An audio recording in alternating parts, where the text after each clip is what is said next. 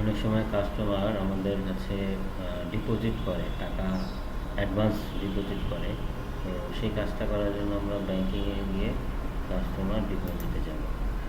এখান থেকে customer select করব, অ্যামাউন্টটা বসাই দেব, সাপোজ 1000 টাকা।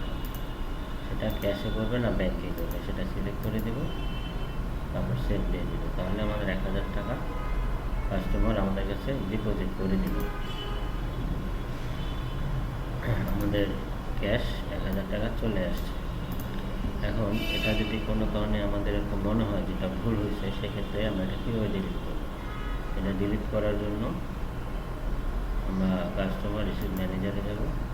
এখান থেকে এই যেটা আমাদের ডিপোজিট হয়েছিল, ডিপোজিটের কারণে আমাদের দুটা ট্রানজ্যাকশন হয়। একটা হচ্ছে রিসিভ ম্যানেজারের মধ্যে, আর আরেকটা হচ্ছে কাস্টমার ক্রেডিট মেমোর মধ্যে। এই দুটা ট্রানজ্যাকশন আমাদের হয়েছে। তো যদি আমরা ডিলিট করতে যাই, দুটা ট্রানজ্যাকশনই আমাদের ডিলিট করতে হবে। তো এটা ডিলিট করার জন্য ওপেন করতে হবে, দেন এখান থেকে ডিলিট করতে হবে। দেখেন এখানে ক্রেডিট মেমোর জন্য একটা আছে, ডিপোজিটের জন্য একটা আছে। আমরা যদি ডিলিট করে দিই,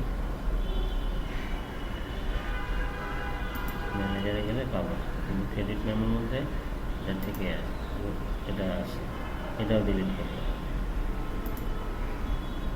এটা ডিলিট করে দিই, তাহলে আমাদের ফুল ডিলিট হয়ে যাবে। আমরা যদি রিসিভ ম্যানেজারে যাই, এখানে কিছু আসবে না। ওকে।